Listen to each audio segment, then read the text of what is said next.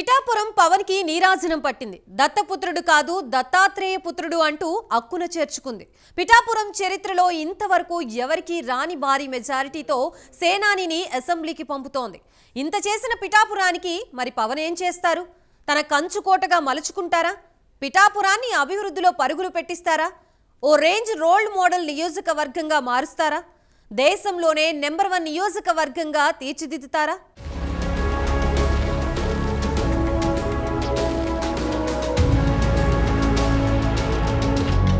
Andhra Pradesh assembly ఎన్నికల్లో కూటమి చారిత్రాత్మక విజయం సాధించింది. వైసీపీ రెక్కలు విరిచి కనీసం ప్రతిపక్ష హోదా లేకుండా చేసింది.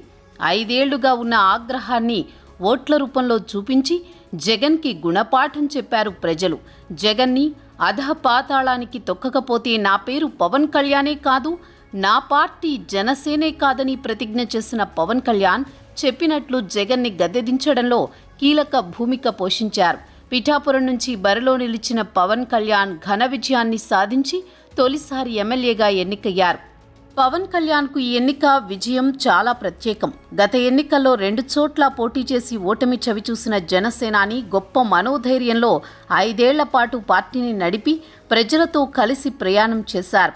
అధ్యక్షుడే ఓడిపోయిన పార్టీ అని వైసీపీ దారుణంగా హేళన చేసింది. రాజకీయాల్లో ఏదీ శాశ్వతం కాదనే విశ్వసత్యాన్ని మరిచి కించపరిచింది. అయితే ఎంతో గుండె నిబ్బరంతో విమర్శల్ని అవమానాల్ని ఎదుర్కొని ముందుకు కదిలారు పవన్.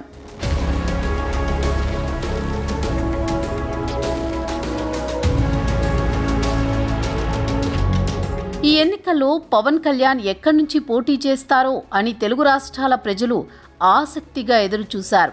పిఠాపురం నుంచి ఆయన పోటీ ఖరారైంది. అప్పటి నుంచి పిఠాపురం పేరు విశేషంగా వార్తల్లో నిలిచింది.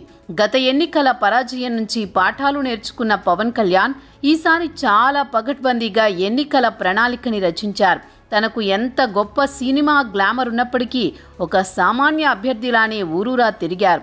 పిఠాపురం అభ్యర్థి కోసం ప్రత్యేక ప్రణాళిక సిద్ధం చేసి ఊరూరా ప్రచారం చేశారు. అందరినీ కలుపుకున్నారు. కూటమిలో భాగంగా టీడీపీ కూడా పవన్ విజయంలో ప్రముఖ పాత్ర పోషించింది. అన్నింటికంటే ముఖ్యంగా ప్రజలు పవన్ కళ్యాణ్ గెలవాలని బలంగా కోరుకున్నట్లే గెలిపించారు. 15 ఏళ్ల రాజకీయ ప్రస్థానంలో తొలిసారి ఓ విజయం చూశానని భావోద్వేగానికి గురయ్యారు జనసేనాని. ఆయనే కాదు, ఆయన్ని అభిమానించే ప్రజల్లో కూడా అదే ఎమోషన్ ఉంది. అద్భుత విజయం వరించింది.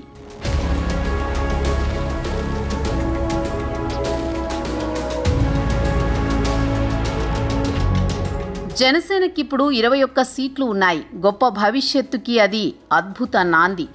అయితే ఇప్పుడు పవన్ కళ్యాణ్ ముందు చాలా లక్ష్యాలు ఉన్నాయి. అందులో ఒకటి జనసేనానికి ఒక బలమైన కంచుకోట కావాలి. దేశంలో పార్టీ అధినేతలందరికీ తమ స్థానానికి అంటూ బలమైన కంచుకోట ఉంటుంది. అక్కడి నుంచి పోటీ చేస్తే గెలుపు తథ్యం. అంత దృఢంగా నియోజకవర్గాన్ని మలుచుకొని ఉంటారు. చంద్రబాబుకు కుప్పం, జగన్కు పులివెందుల, కేసీఆర్కు గజ్వేల్, జాతీయ రాజకీయాల్లో చూసుకుంటే గాంధీ కుటుంబానికి అమేధి, ఇలా చెప్పుకుంటూ పోతే ఎన్నో స్థానాలు కనిపిస్తాయి. ఇప్పుడు పవన్కు కూడా అలాంటి కంచుకోట లాంటి స్థానం కావాలి. పిఠాపురాన్ని అలాంటి కోటగా మలుచుకోవడానికి ఇది గొప్ప అవకాశం. పవన్ కళ్యాణ్ని జగన్ దత్తపుత్రుడని హేళన చేస్తూ పిలిచేవారు. జగన్కు హిందూ ఆధ్యాత్మిక అంశాలపై పట్టు లేకపోవడం వలన దత్త అనే మాటని వేళాకోళంగా వాడేవారేమో కానీ ఆ పదంలోని మహత్తు గొప్పగా ఫలించింది. పిఠాపురం దత్తాత్రేయ స్వామి నిలయం. దేవుని స్క్రిప్టు ప్రకారం పవనే దత్తాత్రేయ పుత్రుడిగా వచ్చారని అక్కడి ప్రజలు ఆనందాన్ని వ్యక్తం చేస్తున్నారు. ఇలా దేవుడి స్క్రిప్టుతో ముడిపడిన ఈ స్థానాన్ని పవన్ 10 కాలాలు పదిలంగా కాపాడుకోవాలి. ఇలా కాపాడుకోవడం పవన్ చేతుల్లోనే ఉంది.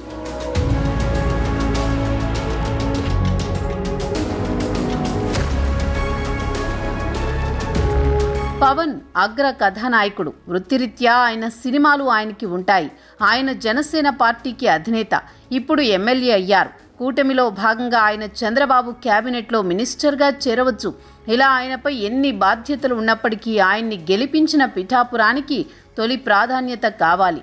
పిఠాపురంను రోల్ మోడల్ నియోజకవర్గంగా మారుస్తానని, కొన్ని పరిశ్రమలు తీసుకొస్తానని, ప్రతి పల్లెని అభివృద్ధి పథంలో నడుపుతానని మాటిచ్చారు పవన్.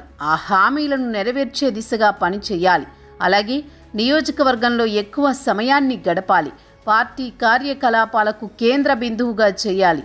కూటమిలో భాగంగా టీడీపీ సహజంగానే ఆయన గెలుపునకు చాలా కృషి చేసింది. భవిష్యత్తు ఎన్నికల్లో రాజకీయ సమీకరణాలు ఎలా ఉన్నప్పటికీ పవన్ పిఠాపురం ప్రజలందరి మన్ననల్ని పొందాలి. ముఖ్యంగా ప్రజలు ఏ ఉద్దేశంతో ఆయన్ని అక్కడ గెలిపించారో వారి ఆశలు ఆశయాల్ని నెరవేర్చే విధంగా నడుచుకోవాలి. పవన్ చేతిలో విలువైన 5 ఏళ్ల సమయం ఉంది. శత్రు దుర్భేద్యమైన తన కంచు కోటగా పిఠాపురాన్ని బలమైన పునాదులతో నిర్మించుకోవడానికి ఈ సమయం సరిపోతుంది.